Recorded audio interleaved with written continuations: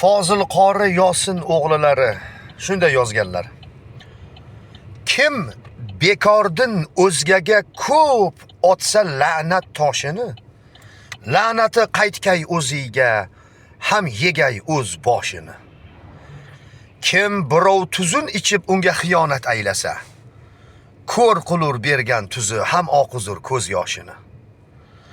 Kim birovni haqqini qo'rqmay tanovul aylasa, qonidan bo'lgan bola bir kun yorodir boshini. Kim g'arib bechorani ko'ngliga ozor aylasa, topkusi ozor Xudodan siz ko'ring faryodini. Kim birov boshiga kelgan g'am alamlarga kular, bir kuni boshiga kelgay topmagay bardoshini.